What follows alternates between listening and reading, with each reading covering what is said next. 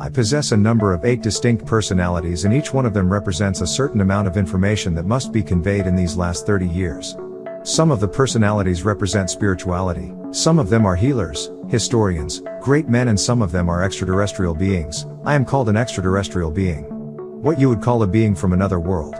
An extraterrestrial from another galaxy.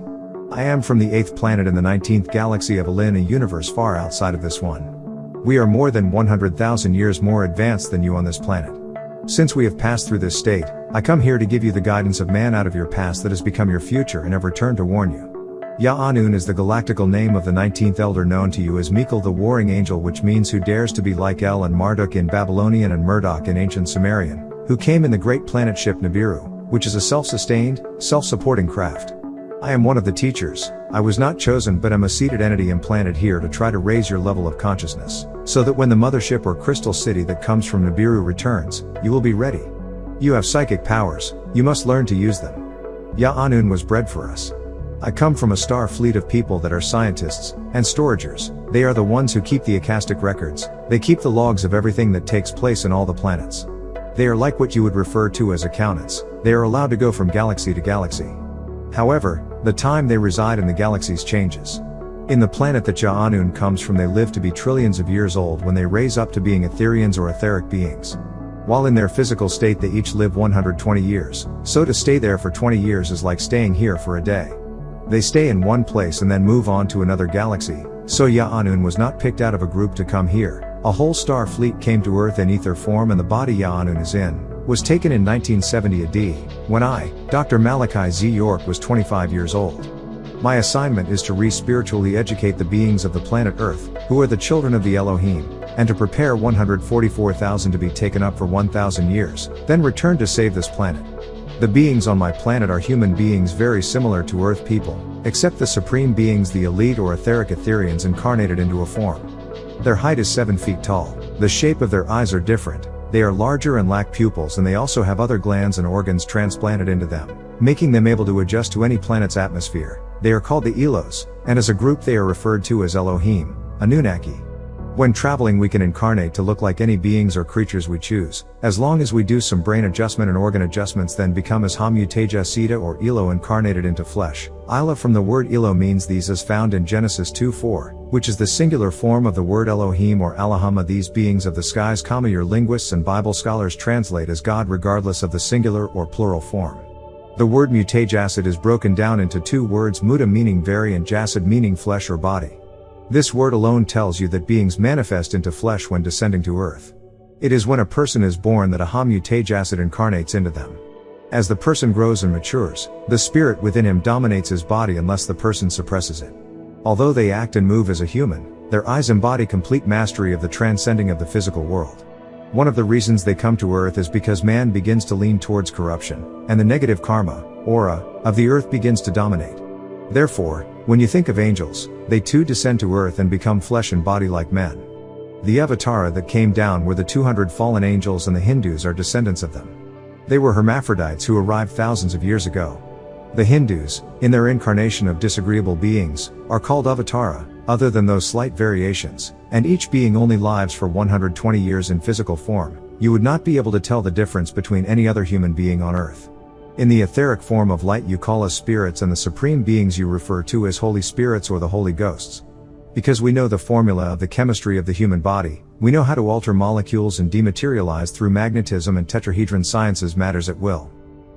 By using magnetism, we use the parts of the human brain that are not being used, and live in parts of their cells that they don't use as of yet. We can incarnate into anybody we want at any given time.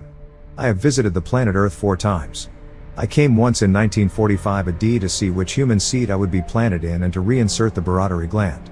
This child was not to be born in a hospital in the presence of doctors of the planet Earth, and this is why his mother and the relatives cited presence of the great star on that Tuesday 12 midnight June 26, 1945 AD, in weather filled with overcast of clouds and rain, a perfect cover for a mission. We did not reinsert it into the hippocampus part of the brain this time, but in the lower part of the chin, referred to as the submental area, meaning the sub or lower, and mental, that which reacts with the mind. Then the child was right to make way for my entrance. I visited again after August 6, 1945 AD, when you bombed Hiroshima, Japan on August 9, 1945 AD. When you bombed Nagasaki, Japan, it became apparent that the beings of Earth were on a path of self-destruction, playing with atomic power. So I arrived September 17th of that same year to 10 galactical meetings held on Earth. I also visited him, walked and talked with him in the very streets of Brooklyn, NY, and then again on the child's 25th birthday, which was June 26, 1970 AD, when I made direct contact and implanted my total self in his being. The first time I arrived, I came as a force, a etheric being, and while his mother was pregnant I altered certain nerves in the brain of the child, so that the child would be able to receive a higher intellect, an intellect higher than other normal Earth beings who have had their baroddary glands removed. The Earth beings will one day have it replaced, but not in the hippocampus part of the brain. Instead, the baroddary gland will be replaced in the submental artery in the lower chin, if they don't destroy themselves. They will use more of their brains, for they have the light body, a physical body, a spiritual body, a mental body and an etheric body. Originally, beings from other galaxies did not come to help you Earthlings. Instead, they came to get their brothers who crashed due to a thunder and lightning storm on July 2, 1947 AD at San Agustin, 75 miles from Roswell, New Mexico. The extraterrestrials, as you call us, agreed to teach you the science of hovering, the primitive formula of how ships hover and the formulas for energy, certain types of atomic power, and certain types of germ warfare that you were supposed to use to fight diseases, but instead were used as weapons. So the elder who had visited decided to leave the Earth and let it destroy itself. Upon returning back to the Starfleet, a council was set up and they created a project called Yorenda and decided to incarnate again in the year 1960 AD. They set up a base on Mount Shasta. In 1960 AD, after seeing the turmoil that the Earth was in, they decided to reincarnate and make contact with the Pentagon, in the hopes of making another agreement with them. This was Krill and Al-Amar, and through the minds of people, they would talk to them. They would put a person under a hypnotic spell or trance, and they would ask questions and Krill or one of the commanders would speak through that person, and give them information about his universe and stars and atomic energy, to verify that they would agree that they would have to stop the war because it was getting ready to really escalate because of Vietnam. Of course Eisenhower was the only contact, and he died and contact was cut off. The next people that came into power were warmongers. They were the seed of Zun, a Maldakian who want the planet for themselves and have a hatred for those humans, who are descendants of the elders, Anunnaki. They did not want to communicate with the elders. The elders did not stop trying to establish communication with the beings of the planet Earth, and that is the reason why I stayed behind.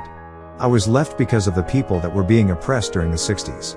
What they refer to as the minority, who were being tortured and abused because race riots and the many false teachings by their very own leaders with all kinds of religious and militant groups, etc. In an effort to help the people, we sparked certain beings like Martin Luther King and Mahatma Gandhi and made them speak for universal peace in order to arouse the people into a brotherhood of the minority.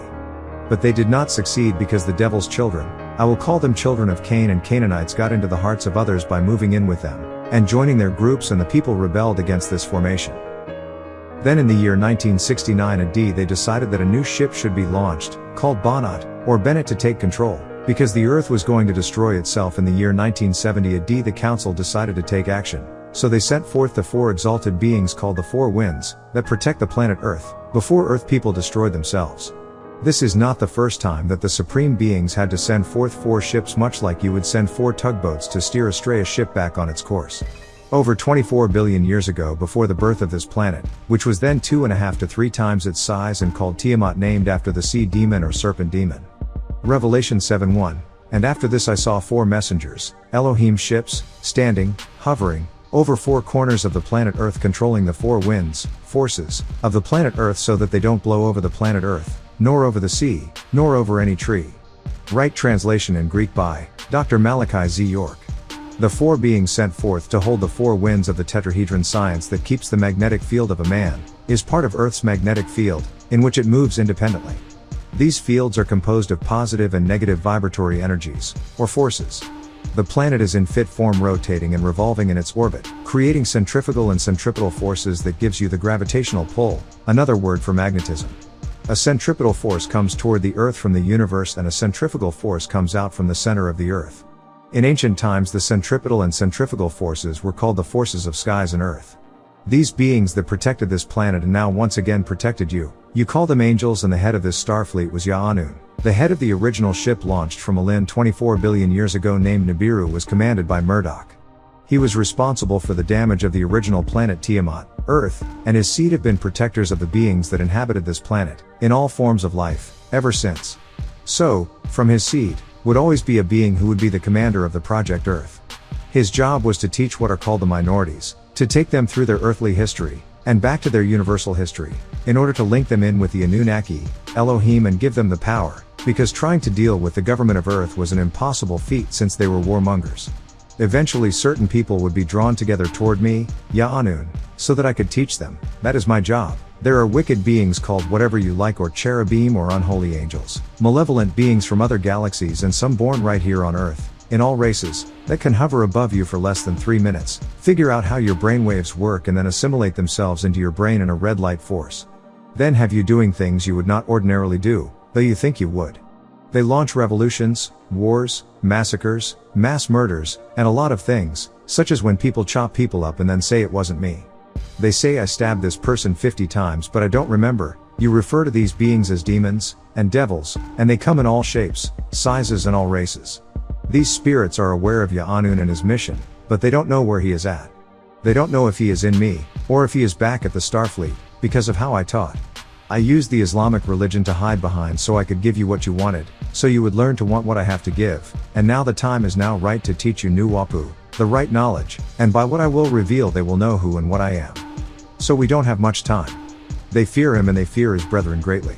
They are very aware that he is here and they really suspect that he is me, by how I keep changing my name, and the name of our community, and from the information that is coming out from me. There are people who are of the cherubim, disagreeable Elohim, and their job is to keep you from accepting the Anunnaki people you call extraterrestrials. So he takes this type of information that he knows is factual, and he turns it into movies and fiction so that when you are confronted with it, and when I sit here and tell you about it, you think I'm nuts. Those 3 institutionalized religions have their roots in a greater history than their prophets or saviors will teach their congregation, which is only 5% of their teachings, and then 10% of those who are teaching it know the real facts, and the other 85% are being misguided and led down the path of tradition and customs and the egos of men. A lot of religious ministers will try to make you think the UFO phenomena is a replacement for Jesusism, that is, the belief that one day, somebody or some craft is going to come and save you, which is their rapture spoken of in 1 Thessalonians 4:17. This is equivalent to one day extraterrestrials are coming to take good people off the planet. They are trying to make you think that this is something grafted from Christians' belief in the rapture, Matthew 24:40-41, 1 Thessalonians 4:17, and the Islamic belief in the day of standing, or what they call Yawm al-Qiyamah, Quran 75-1. They will tell you all of these things so that you won't go further than them to investigate and research the UFO phenomena. The Greys were originally created by the Anunnaki, who are human just like you. The Greys were used as scientists to explore planets before the Anunnaki would come themselves. They created the cloned species known as the first Greys. The Greys who were cloned by the Anunnaki were good Greys, they were their helpers. The Greys were created vegetarians and were given high metabolisms to offset heat loss. When the Anunnaki created humans, they included what was emotionality and physical appropriate characteristics for Earth. The reptilians kidnapped the Greys after they were set free by the Anunnaki and altered their genes to enslave them. Because of the mixing of genes, some of the Greys now are benevolent and some are malevolent. The Greys once were able to reproduce on their own. However, now are at the mercy of their reptilian masters. They have regressed their digestive systems to the point that it degenerated, and these beings are forced to absorb liquids through their skin. They have huge vats in which they submerge themselves into fluids from the bodies of humans and animals. The reptilians use the Greys and mix them into 70 species, 8 of which are commonly seen here on planet Earth.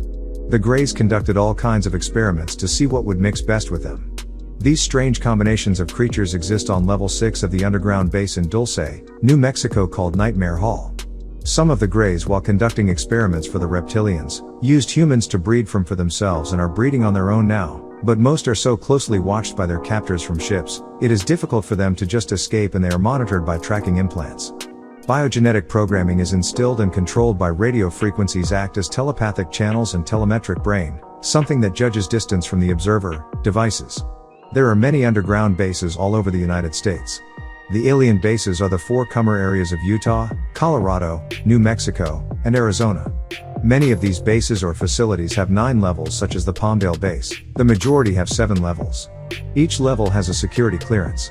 The security is so tight that if you go somewhere you're not supposed to be, you can be electrocuted, because some security systems are so sensitive that if tripped, which is what happened to a security guard. This is what the underground base is like at Dulce, New Mexico. Level 1 contains the garage for street maintenance. Level 2 contains the garage for trains, shuttles, tunnel boring machines and disk maintenance. Level 4 includes human aura research, as well as all aspects of telepathy, hypnosis and dreams.